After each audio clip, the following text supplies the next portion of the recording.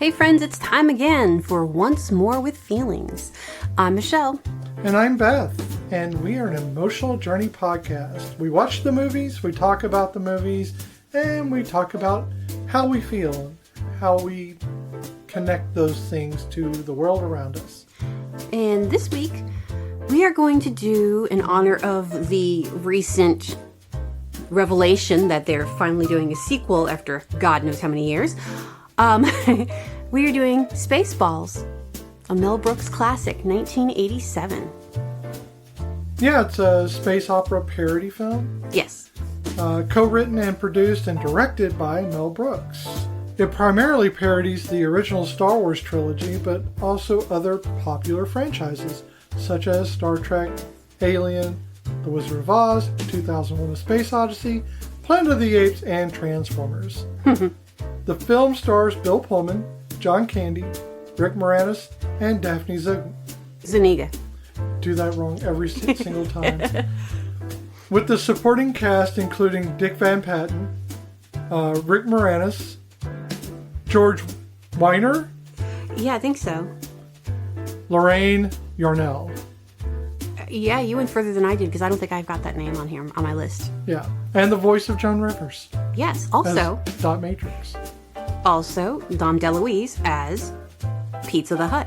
Yeah, I'm getting to that. In addition to Brooks playing a dual role, the film features Brooks regulars Dom DeLuise and Randy DeLuca in cameo appearances. Yes. Yeah, Dom DeLuise was Pizza the Hut, who is the Jabba the Hutt analogy or algorithm. Yeah, an algorithm? Algorithm? Allegory. Allegory. Is it Randy or Rudy? Did I say Randy? Yeah. It's Rudy. Okay, because that's what I wrote down, but that doesn't mean I wrote the right thing down. That's what I wanted to double check. Rudy DeLuca's character. You successfully called me out. I am properly shamed. I know. I'm just making sure I wrote down the right thing because I had written it down. No. So Rudy played Vinny, who is Vinny Vinovici. Yeah, and he is Pizza's side guy, but to me, he reminded me of the Spine from Steam Powered Giraffe. I wonder if Spine was... yeah, because when he came up, I'm like, that... I wonder if David was inspired by that. The Spine could have played this. Yeah. I mean, he couldn't now. Yeah, he couldn't a then. baby. He was if he was even a thought. I think he was a zygote then. I mean, who knows? 87? I don't think he was a thought. But yeah, I'd have to look that up to see if that's what he was inspired by with his costumage for the Spine. But David Bennett, totally. That's the first thing I thought of. I'm like, oh my god, I haven't seen this movie in forever. Yeah, And that's the Spine. And it freaked me out because it wasn't that long ago. It was a couple of weeks ago. We saw Steam Powered Giraffe. I rarely see them anymore because we just aren't in those circles. But he came up on YouTube, on my YouTube channel, as singing the Pink Pony Club. Yeah. Pink Pony Club. Yeah. And it was actually pretty good. I mean, done as the Spine. I enjoy their music. I do too. The problem is, I just can't. There's too much lore in their story. Like so if you don't know Steam Powered Giraffe started out as a bunch of buskers. It's the Bennett siblings. They had started doing this, I think, in San Diego, and they slowly had a bigger and bigger following, and their music it tells stories, and they do steam punk kind of costumage. Like they're all animatronic robots, and they're great. Musically, they are fantastic. I love the idea of them. But their story and their lore has just gotten very deep. And I'm not going to lie, a lot of their fans are a little wackadoo. And I've been in the fandom. They're a little bit toxic. They really. are. I mean, I remember when a group of us were talking about, like, trying to get them on Ellen or something. And the diehards were like, they don't need that. They're good as they are. I'm like, okay, but the boys need money, And I mean, musicians got a musish. Yeah. Dude, so I mean, there's chills out with your dills out. And there's been a lot of pretty amazing musicians who have been part of that, who have been a part of Steampunk Giraffe and Steam Powered Giraffe. I'm sorry, and they've come and they've gone. And that's another part is well, they're not gone. Not gone, but they're no longer with the bands. Like the John is gone, and I liked the John. Yeah. I liked Sam, but he's not really doing it anymore. And I can't remember the other dude's name. Mike, that's it. Yeah, Mike. Mike was the only one who wasn't in costume, but I think he comes and goes. I liked the idea that he wasn't in costume. It gave you like, it was kind of the Alvin and the Chipmunks. So you had the Chipmunks, and then I had Dave. You had Dave. Who was like the grounding of it. You know, it's like there's your reality right there, and then you have the fantasy right around it. So yeah, Steam Powered Giraffe was one of my favorites for a while. We should, we'll link them in the notes if we can find their links. Oh yeah, no, they're everywhere. We can. Yeah, so their website's we'll still... link it. We'll link their applicable links there, whether it's YouTube or whatever. There's fantastic, their first 2 albums to me are like the best, really. Honeybee is my favorite song. Yeah, I believe that's on the second album too. Juju Magic. Rabbit's leading that one, right? Yes, yeah. Rabbit. And yeah, there's a lot of great music on that. So, what did you do this week, Michelle? Oh. What did you do to us? I burdened us with another mouth to feed. Oh my God. Sounded like... Okay, so here's the issue. I love animals. I do. But I have a very strict guideline I go by, which is always make sure you take on what you can take care of.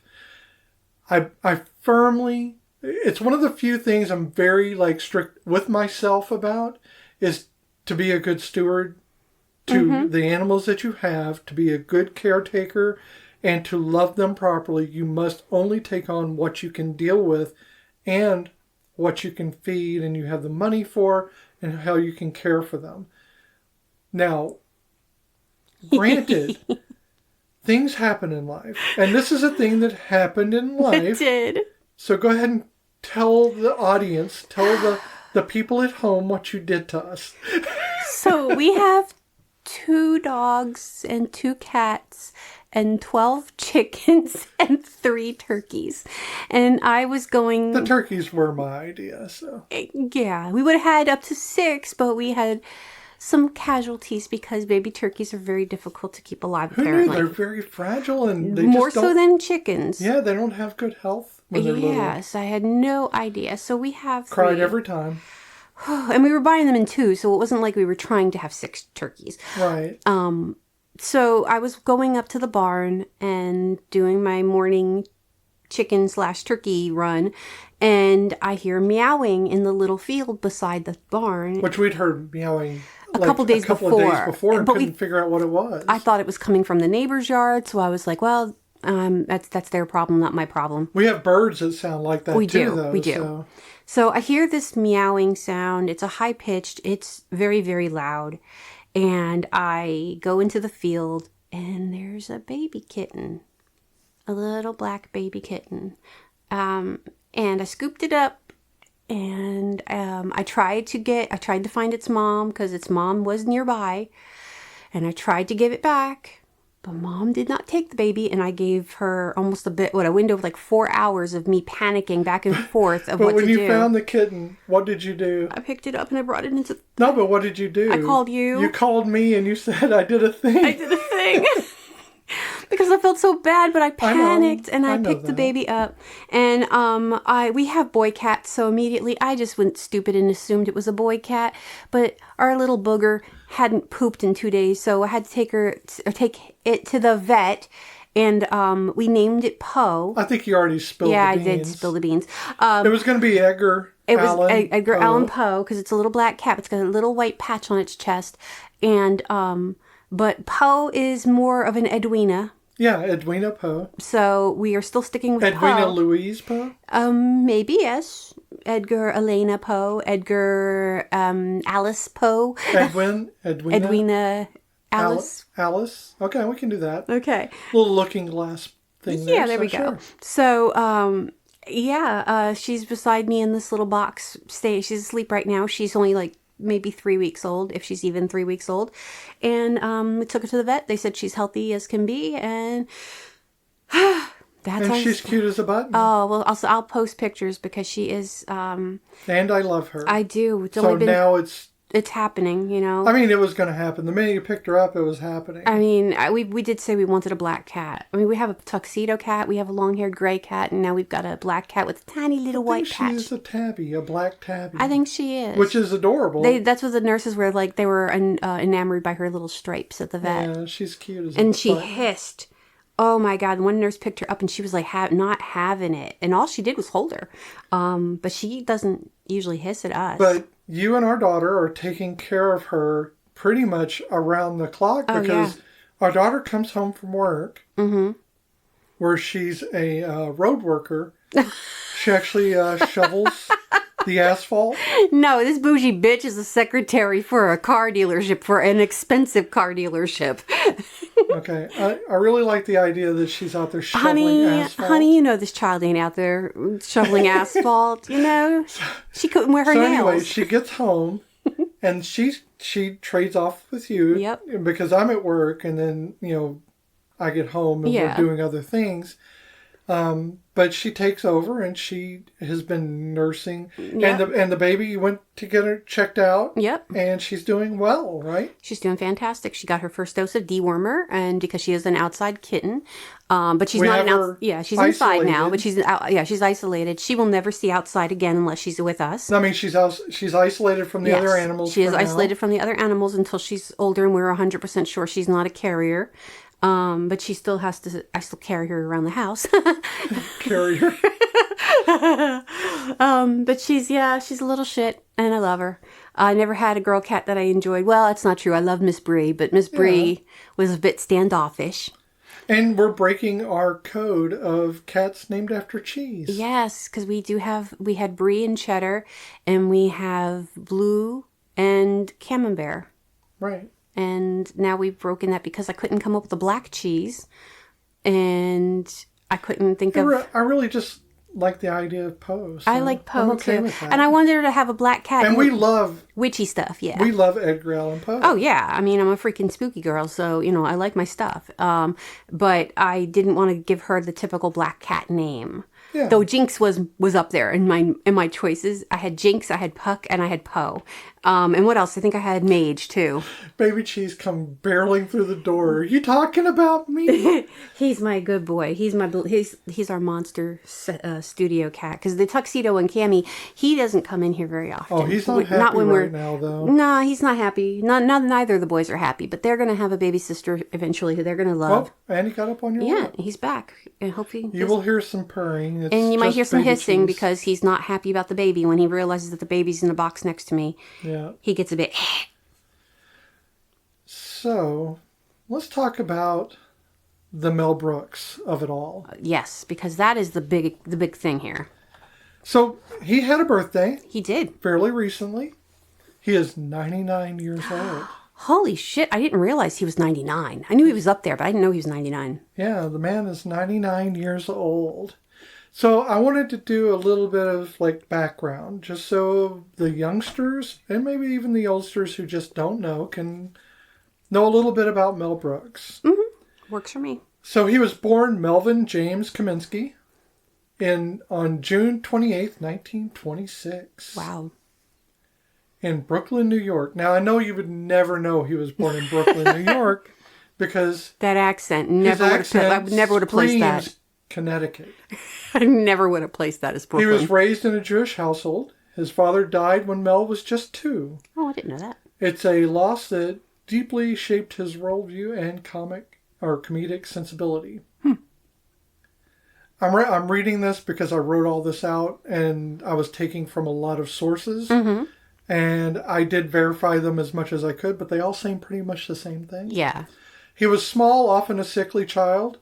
He used humor as armor, which, that's what a lot of children do when they're damaged, so good on him. It was a survival tool in a tough neighborhood. At age 14, he was already entertaining guests at Catskills Resort. And by 16, he was filling in as a stand-up comic. His military service, he served in World War II as a combat engineer in the U.S. Army, which is badass, by the way. Mm-hmm. It takes some badass... it takes a lot of getting over fear to be a combat engineer. I can tell you right now. He was defusing landmines during the Battle of the Bulge. Holy shit. Yeah, right? Even in wartime, he found ways to inject humor, once singing Al Jolson songs into a bullhorn to drown out Nazi propaganda. And honestly, that just makes me happy. I mean, okay, first thing, he's Jewish. He's Jewish and he's fighting against the Nazis. So how fucking poetic is that? And then to just be... Darkly poetic. Oh, it warms my evil heart. So he started as a writer for Sid Caesar's Your Show of Shows in 1950s, alongside legends like Carl Reiner and Neil Simon. Sid Caesar is the person that my grandmother always said, if she could dance with anybody famous, it would have been Sid Caesar. Who knew? Yeah. Co-created the satirical spy series Get Smart, which I did not know. I didn't know that. I know, crazy, in the 1960s. Hell, I loved Get Smart. I loved that show too, and I still love it. And that explains the comedy in it. It's very distinctly something like a Mel Brooksian thing. Yeah. So Mel Brooks has like this vaudevillian sense of comedy, and it shows in everything he does. Everything is like he's waiting for applause. Yeah. So you really get that sense of his comedy. Get Smart always had that, and I never tied it to No, I didn't even think of that. because we didn't have the interwebs back then. No, we did not. He broke into film with The Producers in 1967. We just talked about this last week. Because we were thinking about doing Producers, but we weren't sure if you want to do old or new. Still want to do the new one because I do. Nathan Lane. I want Nathan Lane. I know. I love Nathan Lane. A daring comedy that won him an Oscar for Best Original Screenplay. There's so much wrong with that play, and I love it.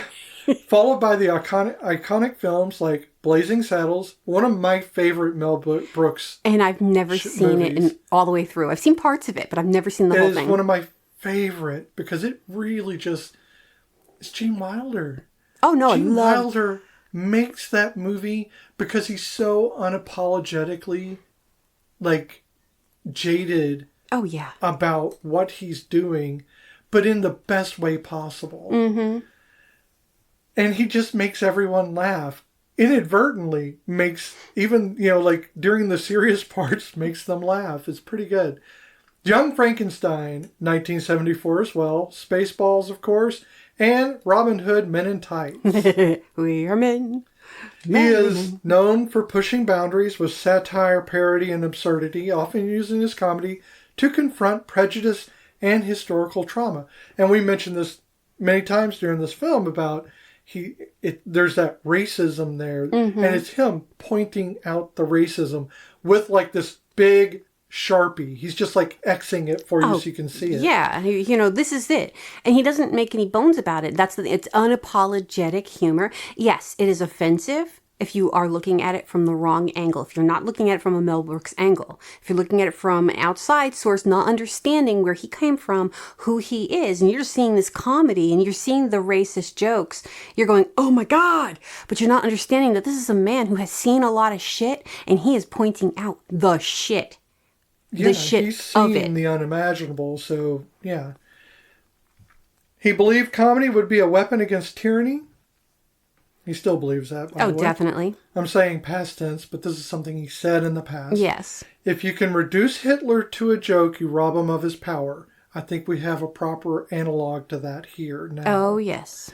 His humor is often rooted in outsider identity, Jewish heritage, and a deep understanding of human absurdity. Mm-hmm. In his personal life, he married actress Anne Bancroft in 1964. Wow, I did not realize that. Their love story is legendary. That's just stated here simply. Wow, and I had no idea that they were together. Yeah. She was his muse, partner, and biggest supporter until her death in 2005. Oh, I didn't realize that. So sad. They had one son, Max Brooks. He's like Mel Brooks, and then you have Maximum Brooks.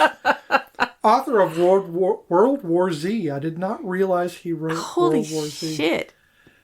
Brooks never remarried, calling Anne the party and saying life without her was not easy. Aww. That is how I would be with you. I could not. I wouldn't need to move on. I've hit my pinnacle with you, you know? So I completely understand that. His legacy was that he was one of the few entertainers to achieve EGOT status. Mm-hmm. Emmy, Grammy, Oscar, and Tony. Yep. For the producers? Yeah. Honored with the National Medal of Arts, Kennedy Center Honors, and Hollywood Walk of Fame star. At 99, he's still creatively active, producing, writing, and even reprising roles like Yogurt in the upcoming Spaceballs sequel, which is why we're doing this today. We couldn't time it out exactly how we wanted to, but we got it in as soon as we could so that we can talk about Spaceballs now. Yes. So, really, before we start talking about our feelings about it, there are some points that I do want to make. He didn't want to play Yogurt. He wanted Gene Wilder. But him and Gene Wilder had stopped working together, and he had hoped that one day he would get to work with him again, but unfortunately Gene did pass away. Right. But he wanted him to play Yogurt. He had a hard time playing Yogurt. It hurt his knees. He broke out in a rash from the makeup. But he'll tell you that it was probably one of his favorite things he's ever done. Even as hard as it was so worth it. Right. And that's the type of person that he is when it comes to his craft. He asked permission from George Lucas before he started doing this, and he said, "Hey, can I parody Star Wars?" Right. And George Lucas is notorious for being, an ass when it comes to Star Wars and everything Star Wars related, and is very litigious about it. And at me, bro. I'm stating facts, not, making them up. And so he asked him, and he said, "Sure, you can use it. Just do not merchandise anything pertaining to this. Do not sell anything pertaining to this because it would compete with Star Wars." So when you meet Yogurt, and Yogurt and his dinks talk about merchandise, it's in all of the Spaceballs, the mug, Spaceballs, the shaving cream, the sheets, the whatever. The back scratcher. None of it exists in real life. Now, it might exist now that we are in the higher age of internet consumables, and where there's a lot of people who make things quote unquote off license, but they still manage to sell them, like all those little Harry Potter things that are not related to his licensed stuff. Yeah, so that are not they're not Harry Potter licensed, they're not Warner Brothers, but yet they're still using the same little characters and just enough of a difference where they're not going to get sued for it. Mm-hmm. I feel like you're going to see those things, probably like the 1001 Dunder Mifflin t-shirts that you see on Amazon. Not one of them is owned by the Office people. I think you're going to find a Spaceballs t-shirt. I didn't look and I meant to. But it's not Mel Brooks who did it. So he can't get sued by it. But at the time, you would never have found any of that in any store. Right. And I just thought those were points that kind of needed to be pointed out. Yeah, he really hit on the absurdity of that. Oh, yeah. That was his thing. And you were mentioning about the off-color jokes. And, with the pick, when they're told to comb the desert. Right. And you got the combs, and you got the two white guys with the one comb. Have you found anything? No, sir, we haven't. What about you guys? No, sir, not us. What about you guys? And it's the two black guys with a pick. And they're like, we ain't seen shit. And, hey, yeah, fucking funny, but also so goddamn racist. But it's putting that big circle around this whole thing, saying this is the absurdity of it. Oh, yeah, because, again, I've not seen Blazing Saddles, but I know enough about Blazing Saddles that there's a lot of that in... It makes you uncomfortable, but it's supposed to make you uncomfortable. It should make you uncomfortable. It's pointing out the things. That's why I get squirmy during these things, because it makes me uncomfortable. And you should. Yeah. Right. It's accomplishing its task. Oh, yeah. And, I what did I do? Every single time something would happen, I was like, that's racist. That's racist. That's racist. That's what I was doing, too. I was just like, oop, oop. Like when he talks about her being a Druish princess. Right. And I literally had the conversation with you. I'm like, can I play Jewish Princess by Frank Zappa? But no one would really get my reference unless they've actually watched the movie and caught the Lone Druish Star princess saying, thing, "Oh, yeah. she's a Druish princess," and then what was it? It was wasn't it Dark Helmet who says Druish princesses are known for their love of money and power. I Right. mean, how that is a lot. That's a fucking lot, and that's a smack in the face of. But this is coming from a man who is Jewish, who knows the audacity and the ludicrousness of those jokes. Let's talk real quick about I'm not going to rename the cast. No, I just want to point out the analogs. Uh-huh. So Lone Star is the analog of Han Solo and Luke Skywalker. Yes, so yeah. Barf, or Bartholomew, is the analog for Chewbacca. Yes. Princess Vespa is obviously Princess Leia. Mm-hmm. Dark Helmet, Darth Vader. And then we have President Scroob. Which is an anagram of Brooks. Right. Is the Emperor Palpatine thing. And then Yogurt is Yoda. Yeah. Dot Matrix is C-3PO. There is no R2-D2 in this. No, I think she's a little of both. Not really. No, not really. But then, we have, King Roland, which is kind of Leia's father. It'd be the stand-in for that, And then Pizza the Hutt is Jabba the Hutt. Prince Valium is like the Prince Charming. They didn't really have an analog for that, but He's just Jim J. Bullock, and Jim J. needed a job at the moment. He was kind of popular, but not really. But I always felt he was kind of underutilized in a lot of things he did at that time. I do too. He was on the one with Ted Knight, right? Wasn't he? Not Ted Knight. Yeah, the guy who was on the Mary Tyler Moore show. Yeah. Ted Knight. Okay. But he was it was the show where he was the neighbor. He was the lead, right? Wasn't he the... No, he was the neighbor. His name was Monroe, and that's because that's my grandmother's middle name. Yeah. So that's why I always remember that. Monroe. Yeah. And I always picture that as like the first time I saw a gay guy on TV. Gay man on television. And yet he wasn't, but he was. Yeah. Because I don't think they actually acknowledged it, but they acknowledged it to a certain degree. Yeah, so John Ritter played in Three's Company, in the TV show Three's Company, he played a man living with two girls, and he pretended to be gay. Yes, so that he could first to live there. I think for the first 2 or 3 seasons, and even then, really not for the comedy of it, but really for the Ropers. Yeah, supposedly he could get around the Ropers who would. The Mr. Furley came in, and even then he played it a little bit for Mr. Furley, but Mr. Furley was a little himself. Yeah, but this was about, trying to get, around the whole idea of a man living with 2 women. Yes. And I guess... With Monroe. So Jim had played Monroe, and he was his mannerisms always pointed to me was like, oh, this is a gay man being on TV. I always thought he was a gay man. I really always thought the character was gay. And I could be wrong. I should look that up later, but this isn't a TV show. No. Podcast, and again, and Daphne Zuniga, I knew her from TV as well. And I want to say, what was it? Melrose Place. Wasn't she on Melrose Place? Oh, yeah. I forgot about that. I thought that's where she was. Holy shit. That opens up a whole I think that's where I knew her from. Yes, it is. She was in Melrose Place. And everybody is going to be back for was that first season? Gosh, I don't even remember. Oh, man, I didn't really watch Melrose Place in forever. See, I didn't really watch Melrose Place, but that was the one show. It came on after 90210. I do know that. But that's the one show. Well, okay, so 2 shows. That was the 2 shows where it really showed I was not the boy my father wanted. It's when I saw. I would watch 90210. Luke Perry, and then I would watch Melrose Place after. Mm-hmm.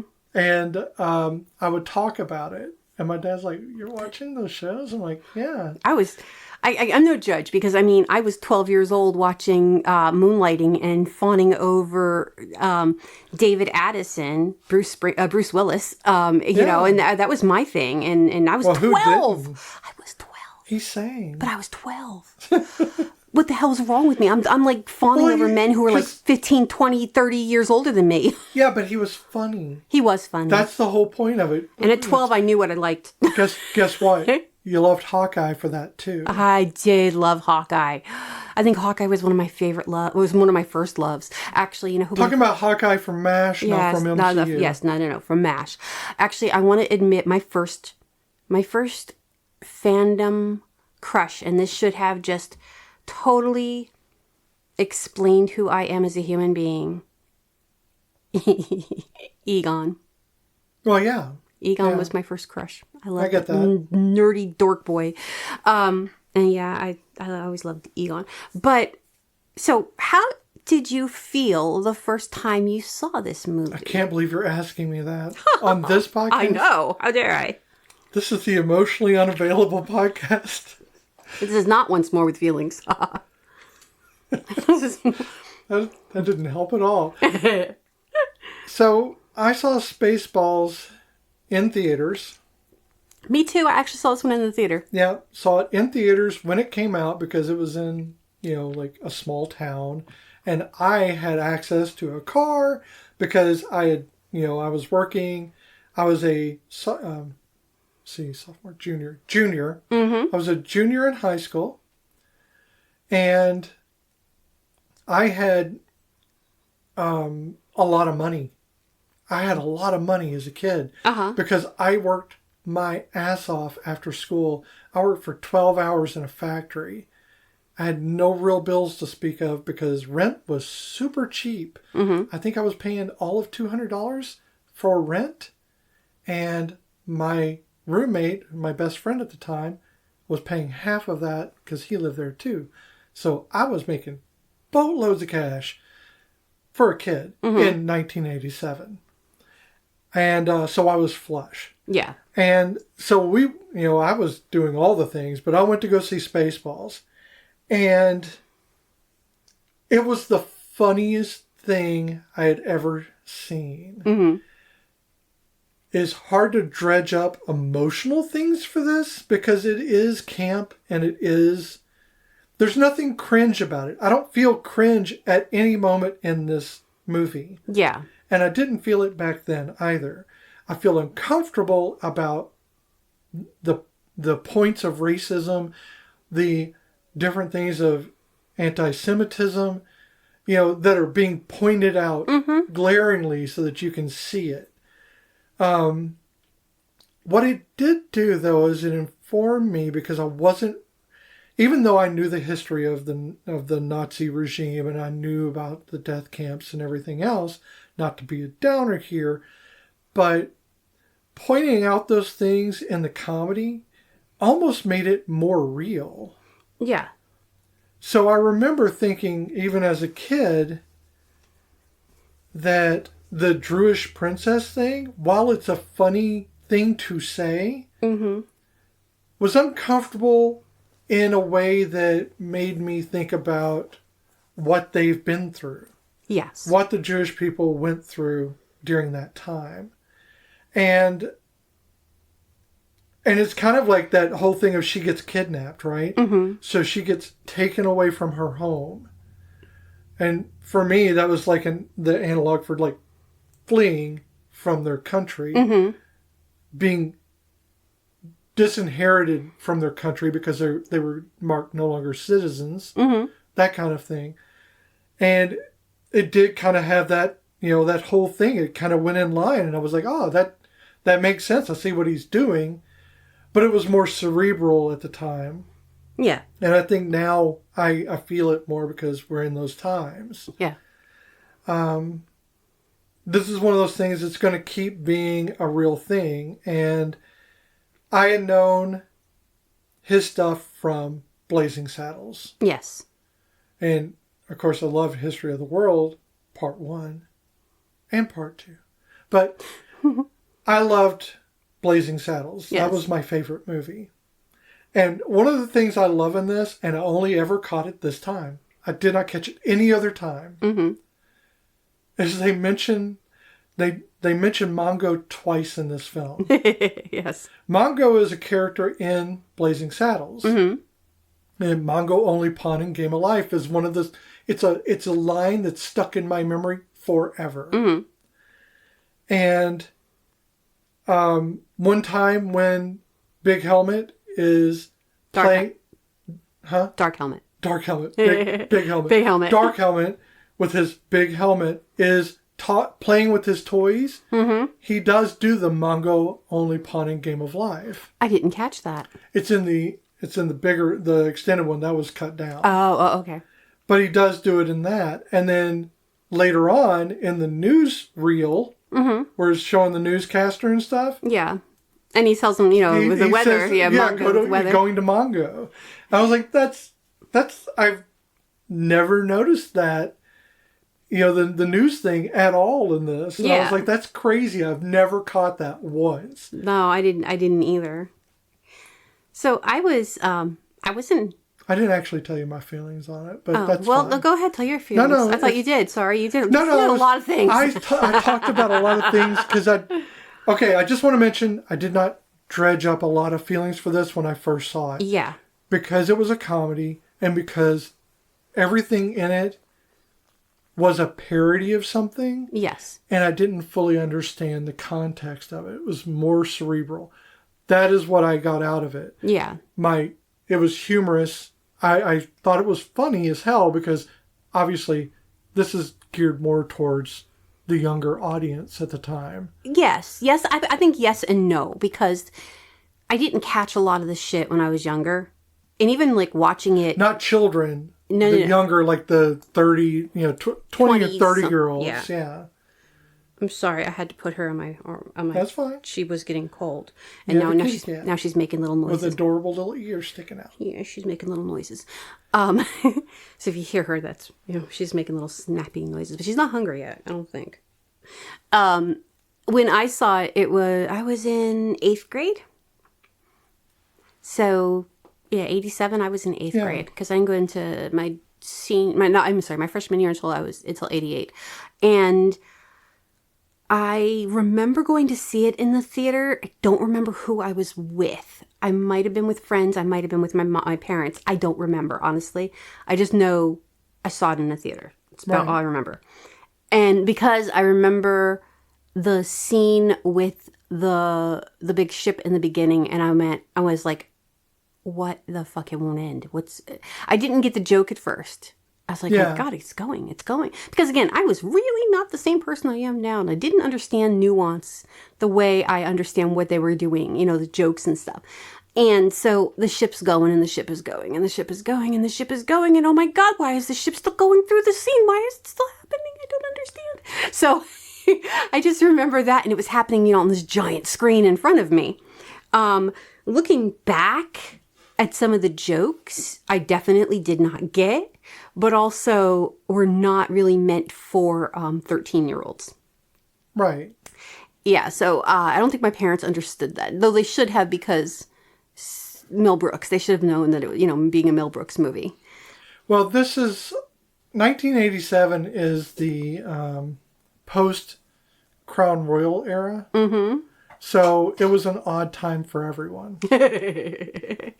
So how did I feel about it? Again, as a kid, I just thought it was a silly old movie and I liked the jokes. And I knew who John Candy was because, again, I had been a fan for a long time and, Splash. But I didn't really think too much about it. Now, I have opinions on Bill Pullman. Not the opinions most people are going to think. I love Bill Pullman. I think he is awesome. Beautiful man. Beautiful man. He has played one character that I have hated. Oh, yeah. I hated him not because he was a bad guy, because he was. But he was an ineffectual bad guy. He was a bad guy in the sense that he was there, I think, because they wanted to have Bill Pullman in the show. But he was not a good bad guy. Yeah, one of the worst characters I've ever seen on TV. And he just that's nothing against him. Nothing against him at all. No, it has everything to do with the blasé edition of this bad guy. And in their defense, that season was not written by the showrunners that originally. We're not going to discuss it, but. Are you afraid of getting sued? I am not afraid of getting sued. Not by any of those jerkwads. Oswald Danes. Worst character he has ever played in his life. Oswald Danes was on Torchwood season 4 this season. We do not discuss. Not his fault. Nope, because it's already been, it's a season, like I said, it's the season we don't discuss. Because it is the post Yonto Jones death, and I don't acknowledge that actually happened. I completely get that. Children of Earth. I agree with you wholeheartedly on that. That is his worst character in the history of his acting career. Yes, and that's saying a lot. He was just a useless bad guy. He wasn't even like a good bad guy. She's getting ready to feed the kitten, and she is staring at the syringe in hunger. She's ready for it. And she's like, that's my nippy. I know, she's ready. So, yeah, what did I want to talk about? There were a couple of things. Let me look at my notes here. Oh, the music anachronisms in this film are... I didn't realize it then. It didn't, I kept catching it. Well, it didn't strike me back then when I saw it. Yeah. But now... Sorry, y'all are going to hear a kitten. Because she fights and she needs to eat until she starts eating. So now I can hear it and it stands out. Yeah. So there are a few of them. We have Bon Jovi, the song Raise Your Hands, the Pointer Sisters, Hot Together, and Berlin, Heartstrings, and Van Halen, Good Enough. Mm-hmm. All of those were in the film at really weird times. They really were. Wasn't it? It was Van Halen in the beginning, right, with Barf dancing? No, that was Raise Your Hands. That was Raise Your Hands. That was Bon Jovi. That's when God, that was Bon Jovi? That's when I noticed. I'm like, what the hell is happening here? It is so... It's so startling. It actually, like... It doesn't take you out of the film because you're not in the film. You know, you're just watching the film because it's almost like you're watching a vaudevillian act. Oh, wow. Same amount every time, though. She was hungry. Yeah, she only does 15 milligrams every time. I keep misgendering her because we've been calling her he. We've been calling her he for the last 2 days. We didn't know. But and I'm trying to be better so that she doesn't get a self-esteem issue. Unfortunately, I have to do a pottying too, but you know. That's okay. So the music anachronisms really threw me off. Now most of it is just Spaceballs. Yeah. The ship is called Spaceballs. The songs are just saying Spaceballs a lot. But sometimes also they sound like other songs. Right. And yeah. You know, I think it just like it throws you out of the movie. But back then, because those were all fairly new songs. Yeah. At that time, it really kind of like I think it's one of the first times I really heard music that was new. That was just put into the thing without being like the title. Oh, okay, yeah. You know, it was just like in the movie. You know, like blatantly sitting in the movie. Yeah. Not as part of the background, but as part of the scene. You know. Yeah. It was weird. She doesn't like to go potty. She is not happy about potty. Another thing too is like along with his vaudevillian things, he goes a really long way for jokes. So long that you're like walking down this corridor going, wait, are we still in the movie? Yeah. And then you realize the joke is just hit. But it took so long to get there. So like the assholes. Oh God, the assholes. You know, being surrounded by assholes. That's such a long lead up. And I'm like, that's the thing about the vaudevillian thing is there was room for applause. Yes.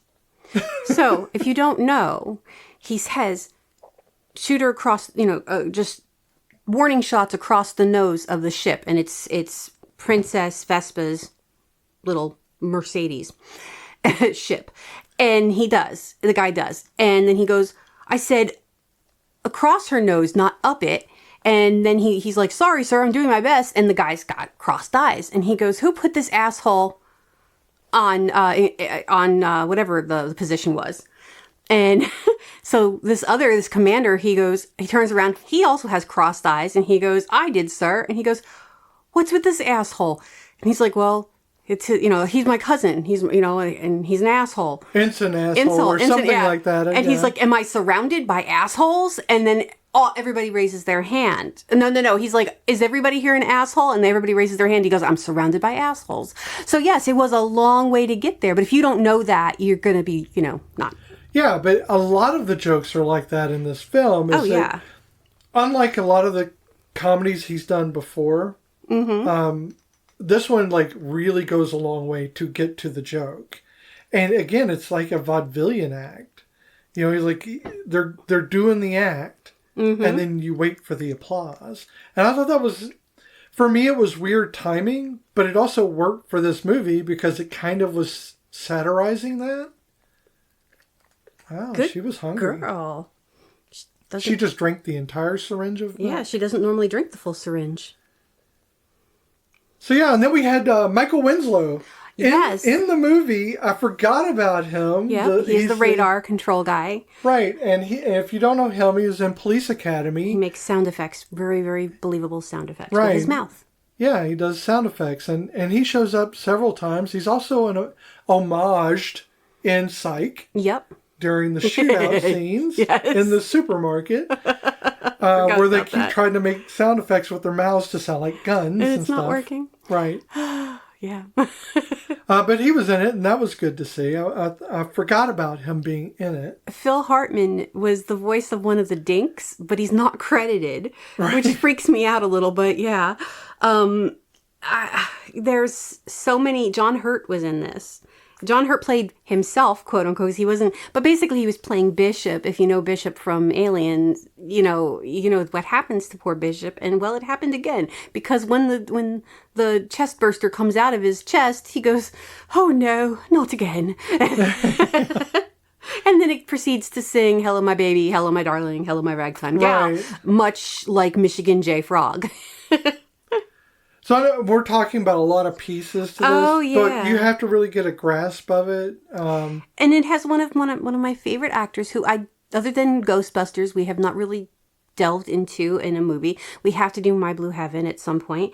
But Rick Moranis, I love him. I adore him. I think he is so underappreciated as a human being in general. Yeah. I mean, if you know anything about him, when his wife passed away, he quit acting to raise his children. And then when he was thinking about coming back, he got mugged. Yeah. Who the fuck mugs Rick Moranis? Because... I don't know. Yeah. No, fuck you. Fuck you. So... And then John Candy. Did you know that My Blue Heaven is my favorite mob film? It's my favorite mob film as well. Because I'm not a mob film fan. But I have personal reasons for that. I do too. I don't like them. It's very personal. I just grew up with those movies being shoved down my throat growing up in New Jersey with all the little the freaking Did you grow up in New Jersey? With the little wannabe Goombas in the fucking in my even my family, who all think that just because you carry an Italian last name, you must carry on the tradition of loving gangster movies, and no. No. So we've talked about parts of this film, pieces of the film, but let's talk about some of the emotions or the feelings within it. Yes. So we have Lone Star, who is the Han Solo, Luke Skywalker combo analog. Yeah. He's a rogue mercenary, and he's got this medallion that he's always got, and this is a very tropey thing, but it's on there for a reason. He's discovering his royal lineage, which mirrors the classic hero's journey. Yep. It's a very short journey. It's not a long arc. It's a short one. And when he's introduced, you think he's hungover because he's trying to get Barf's attention, and he's going, "Barf. Barf." He's like he's going to throw up and literally say the word barf as he's doing it. But he's just trying to get Barf's attention. But, he's reluctant to accept responsibility. He owes money to the sharks. They fly a Winnebago. It's a Winnebago they fly. It's the I can't say it. It's not the Millennium Falcon. It is the Wininium Falcon. Yeah, the Wininium. I couldn't say it. It's too much of a tongue twister. Wininium Falcon. No, it's not that, but yes, it does have a it does have a falcon on it, but it's Eagle 3 actually, probably something like that. I saw the side and I'm it's Ecto 5. But I always called it the Millennium Falcon when I was a kid because I thought that was funnier. It is funny. And then we have, we have Princess Vespa's arc, which is like this. She has royal obligations. She obviously doesn't want to marry out of responsibility for her father. She wants to marry out of love and to have some autonomy. That's a theme I think anybody can get in line with. And her chemistry with Lone Star is the same. Yeah. It's reflected in the Princess Leia Han Solo, in which they're initially... I hate you. Yeah. I'm indifferent towards you. Oh, I love you. Here are 10 things I hate about you. And then, yeah. By the way, another film we need to do. Oh, yeah. So my question. Everybody's name in this movie, within reason, their name is a reason. There's a name. Like, that's not what I'm saying. There's a reason for the name. Lone Star, he's like, I'm the lone. Lone wolf. But he's with his friend who's half dog. And then Barf is literally, he's a Mog. Half man. Dog, half man. Yeah, half man, half dog. And then we have, Dot Matrix, which makes sense because she's a robot in, Dot Matrix. During that time, that was the fanciest printer you could get. Yeah. And that is Joan Rivers' voice. And then we have, Dark Helmet, which makes sense. We have Colonel Sanders, because that's just a play on the whole Colonel Sanders thing. Even President Scroob is Brooks' anagram. Right. Vespa. I don't get... Prince Valium, he falls asleep, literally yawns mid-sentence all the time. That's his shtick. That's his thing. Vespa, she's a scooter. She's always on the go. That's... fuck you. If you don't want me to give you an idea of it, I won't. I mean, King Roland is also kind of, but if you want to get really existential, he's, Child Roland to the Dark Tower came. But I doubt it. Kind of.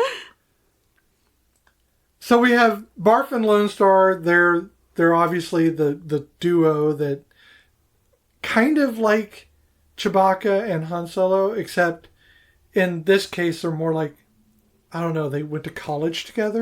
They're more like what's his face? The two characters in Bosom Buddies.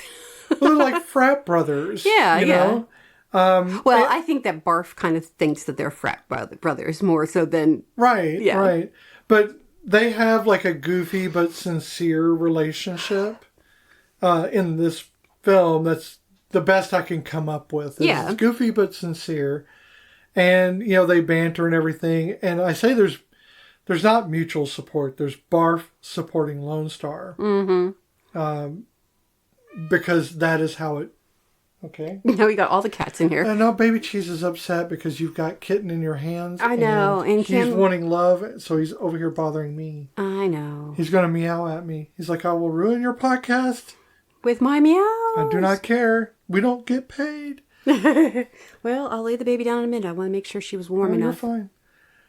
And then we have Yogurt, who is the Yoda in this film. And... The Schwartz is in you is... It's a funny thing, but it's also kind of like... it's got a genuine message behind it.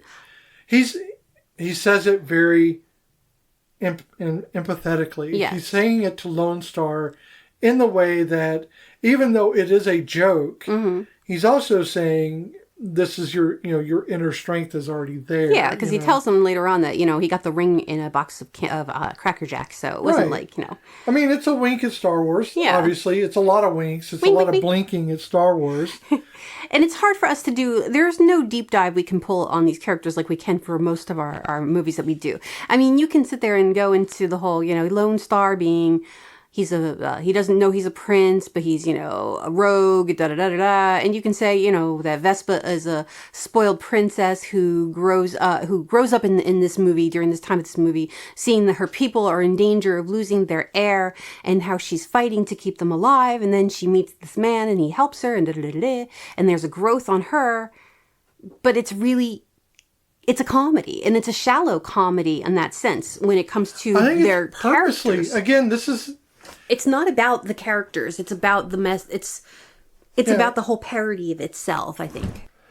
Again, it's like a vaudevillian act. you're not meant to get to know the characters. Oh, yeah. They're there and they're gone. You're meant to watch the thing unfold and to laugh at the appropriate moments. Yeah. Which is why it's harder for me now to really get into it. Not that it's bad. It's just I keep looking for deeper characters. Oh, yeah. And they're just not there. And there's a reason for it, because it's the difference between watching a movie that's made from a play and a play that is filmed and put as a movie. And you can't say that, well, Mel Brooks doesn't know how to write characters that deep. But no, when we do the producers, we are going to have... And Blazing Saddles. Yeah. Extremely deep characters, even though it's satire, even though it's, we have a lot of those things, but this movie is very specific in a tone that is separate from every other movie he's done. It's very fast-paced, so everything is happening at you at a rate that you don't really get the time that you would need for any type of character development. You're not going to get any backstory on Barf. You're not going to know why Dot Matrix is, why was she totally given to Vespa other than to be a virginity alarm? What... You barely understand Lone Star's... where he came from, why. Well, his inner thoughts about... What is his motivation? about his life. Yeah. He wears that medallion, but he only mentions it when it's needed the 2 times. Yeah. When he's talking to her, to Vespa, about, that he was, he's... Sorry, cat's behind me now. That, when he was raised by an orphanage, he mentions that to her, and then he brings out the medallion again to have Yogurt read it, because he thought, well, he's a wise man and he can read it. And I saw the percent symbol on there, so I read that at least. That's about as far as I could read it. But Princess Vespa is obviously not happy with her lot, and she's not happy. I think she is the deepest character you can find. Oh, yeah. Because you can recognize and empathize with the lack of autonomy. Yeah, she doesn't want to marry Valium, and honestly, I wouldn't blame her. He literally is a snooze. Literally! It's in the name. Fuck. But, that is as deep as it gets, as I think her character. And nothing else really gets any deeper. No. So, pulling up emotions for this movie is extremely difficult. Oh, definitely. But I think it's worth doing this because I think we just needed to get Spaceballs out of our system. Well, and then with the upcoming, when the movie comes out and the new one comes out, I'm looking forward to it. All the cast is coming back, obviously, not John Candy and not Joan Rivers, and not Dom DeLuise, though his character did die at the end. Sorry, spoiler, Pete's is dead. He ate himself. And, it's going to be... Phil Hartman's gone, even though we didn't really know he was in the movie. John Hurt is gone. A lot of... Dick Van Patten, he's gone. So, a lot of these actors are no longer with us. Although,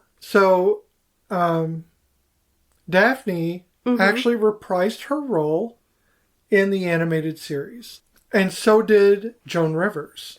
I did not know that. Yes. I didn't even know there's an animated little thingy anyway. Yeah, several of them actually came back. Actually, I think one of the few ones who did not come back were Bill Pullman and John Candy. Okay. For obvious reasons for John Candy. Yeah. But, yeah, the animated Spaceballs, they reprised their roles as the voices. That's funny. Yeah. I think even... Maybe Dick Van Patten even. I didn't know there was an anime. I'm going to have to find it now. Oh, yeah, there is. And so, since you mentioned it, Spaceballs 2, The Search for More Money. Is that what they're really calling it? No, but I don't know. It's a working title. It's just Spaceballs 2. Because that's what he says. It's what Joker says when we all come back together. Yeah, I know. That's why I said it. I know. I'm telling the audience that. If they have not seen it. Yeah, but I was saying it because that is what he says in this movie. But it's only titled right now Spaceballs 2. Yes. It's a working title. It's probably going to evolve. I kind of doubt it. Probably just be Spaceballs 2. Yeah. And I think The Search for More Money needs to be in there. Oh, it has to be in there because, I mean, we are a capitalist nightmare right now. So it is scheduled to be released. And keep in mind that this can change due to editing stuff, strikes, anything. And Bill Pullman's son is going to be in it as well. Right. Is in 2027. So it's only a couple of years away. Only a couple of years. I am ready for it. The director is Josh Greenbaum. I don't know why I messed up that name. Josh Greenbaum. Okay. I don't know who that is, but I feel like I should. Well, let me tell you about Josh. Okay. His last name is Greenbaum. Okay. And his first name is Josh. Fantastic. And apparently he is a director. I guess Mel doesn't want to direct this one, and I'm okay with that because he is 9 years old. Oh no, I'm going to tell you more. Oh, I was just playing. Okay. I was cool with that information. I mean, I'm not going to tell you much about the director. I'm just going to tell you about more things. Oh, okay. The writers are going to be Josh Gad, Benji Sammet, and Dan Hernandez. Josh Gad? Yes. Nice! Yes. Bear Claw. Confirmed cast. I know, right? That's what I was thinking the whole time is Bear Claw. Josh has done so many things, and the only thing I'm going to remember really is that he is a sweet, lovable idiot. He is. Bear Claw. And he will always be that, mainly singing that forest song. Well, the Bear Claw, and when he plays LeFou in the live action Beauty and the Beast, because he did a perfect. Oh, yeah, LeFou. yeah. So the returning cast is confirmed. Mel Brooks as Yogurt, obviously. Mm-hmm. Bill Pullman as Lone Star. Rick Moranis as Dark Helmet, which is one of his first returning major roles. Yeah, well, other than Lewis. Right. Daphne Zuniga as Princess Vespa. Mm-hmm. And you gotta be glad I said that right? Yes. Josh Gad in a role that is undisclosed, so he is actually going to be in it. He's going to be Barf's son. And believe me, I put in parentheses Bear Claw. Bear Claw! No, he's going to be Barf's son. You know it. Okay, you're going to have to help me out here. I don't know this person. I probably do, and I just don't know it. Okay. Kiki Palmer? Kiki Palmer. She's a Disney kid. Oh, is that what it is? No, Nickelodeon. She's a Nickelodeon kid. Yeah, I don't know who that is. Yeah, so. she's a Nickelodeon kid. She's awesome. Right. And Lewis Pullman, who is going to play Lone Star's son. Nice. The sequel is described as a non-prequel, non-reboot sequel, part 2, but with reboot elements, franchise expansion film.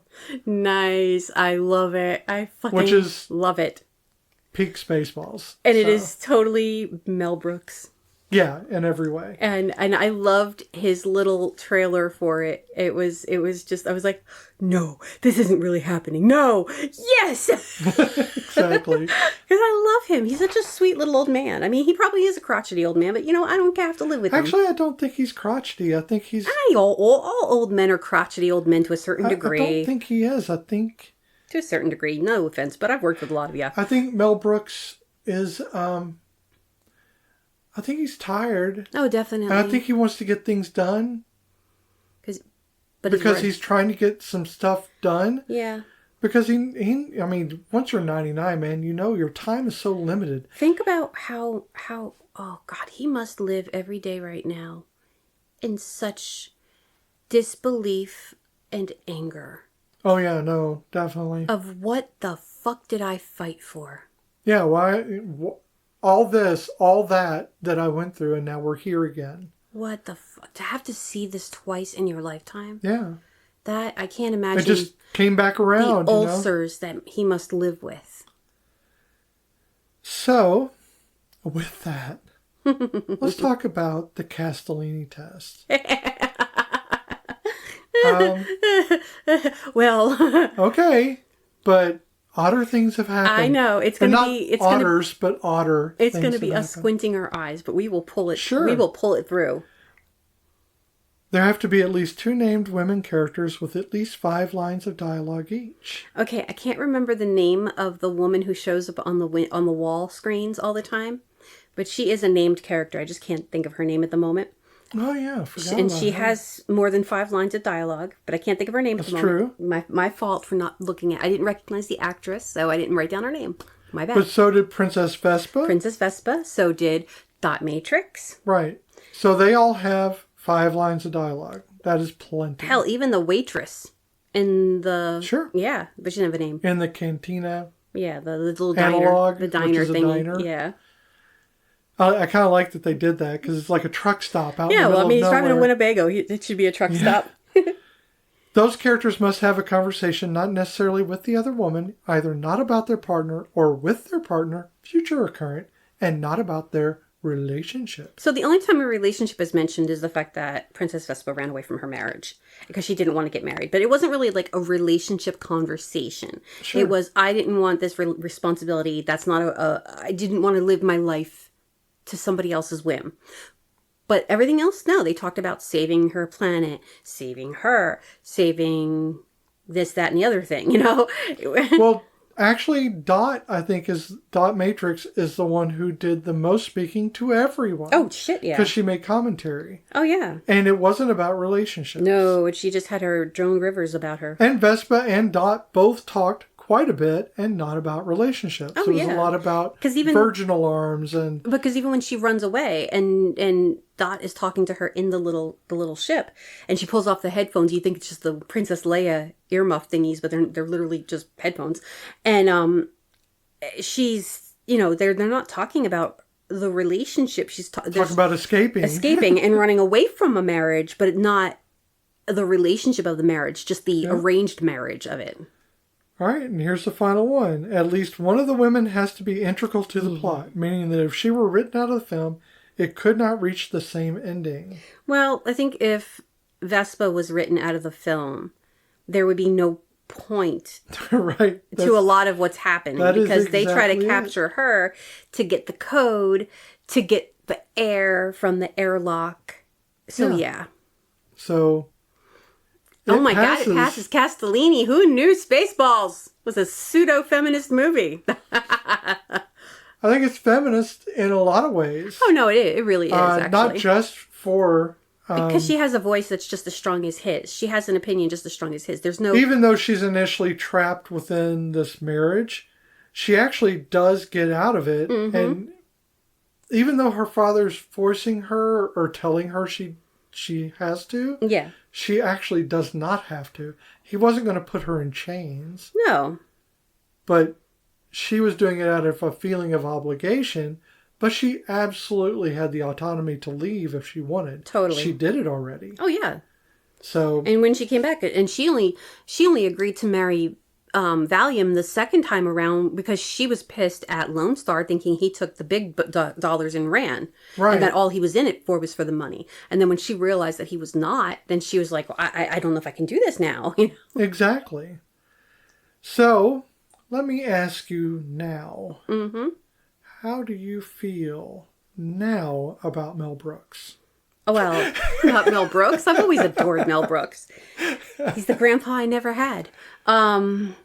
How do you feel about the movie? We know how we feel about Mel Brooks. He's obviously a sweet and funny person who has earned every bit of the laughs he's ever gotten. Exactly. I think while dated, it is still a movie that holds up. It does have antiquated moments, but I also don't think it was ever intended to be cutting edge. Like even when it came out in 87, none of the technology was like technology. You know, it wasn't that level of a sci-fi movie. It was not intended to be a sci-fi futuristic kind of movie. It was just making fun of sci-fi futuristic movies.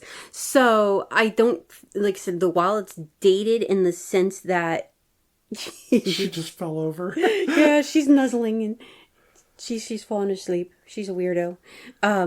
So yeah, while the movie I think is definitely, it has its moments, but I think overall it's still, I think even if, you know, a Gen Z sat down and watched it, I think they would appreciate the jokes.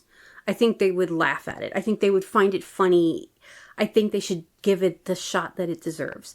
But I feel that way about a lot of the movies that I grew up with. I feel that way about One Crazy Summer and Better Off Dead, you know? And a lot of times that doesn't cross over. No. But you should give it a shot just to see. You should never turn down the chance to enjoy something from a different era. Mm-hmm. Because you really never know what you're going to find. Like, I found great meaning in some of the old films that my grandparents had seen. And even though there's a lot of things that are dated, a lot of things that are obviously wrong now, I see them in the light of, well, in this era. Yeah. During the era that this was made, these were the things that they saw, the things that were important to them. Oh, yeah. And you get a sense of history. Well, it's like when we watched The Bachelor Mother. Yeah. It was not neither of our times. No. We were not even thoughts in 1938. And yet we could see things in that movie that were relatable, but yet we could also see things in that movie that were like, holy shit. But we could be outraged about it. And as well you should, because art should not evict. It should give you emotions. Yes. It elicit emotions. It should elicit feelings. It should make you outraged, or it should make you happy or sad. Yeah. Art should move you in some way. And it's timeless. And it's fluid. That's what I'm looking for. It's fluid. Right. What may have been acceptable in the past that is not acceptable now can be appreciated for what it was in the past. And it does not have to make you go, well, maybe I should be a piece of shit Nazi. No, it makes you look at it and go, well, that's a piece of shit fucking move. I get what they're saying. Yeah. I get what they were saying because they weren't living the same life we're living now, and they didn't know what we know now. And while, yes, this is offensive, I get it. I don't have to like it.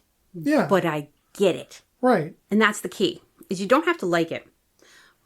It's like music. I don't like all music. I love music, but I don't like all kinds of music. I appreciate the different types of music there are out there because music is the story of our life. And I've said this so many times, whether you are listening to classical Mozart or you are listening to Smack My Bitch Up, it is telling you the story of what is happening in society at that moment. Yeah. You know, in some way, yes. In some way. WAP, that song, well, yeah, wet ass pussy, but it is telling you about what women, the freedom, the sexual freedom that we now have. Well, we had for a hot fucking minute. So, I mean, it's telling you that story of femininity right then and there. It's power. You listen to, I don't know, throw a song at me, but it's like, Enter Sandman? Enter Sandman. That's in its own little darkness right there. But it's still written. When it was written as a story, a photograph of the time it was in. My music from the 90s. Why is that the song I went to? I don't know. So like I listen, if I listen to the stuff from the 90s, that's what I love because that's what I listen to the most, and that's my go-to. But it's telling me a story. It's a picture, a photograph, a painting of my youth because those are the songs written by the people of my generation. And then I go in, if I listen to something written now, while I may appreciate it and I may like it, I don't have to like it. Yeah. Because it's not meant for me.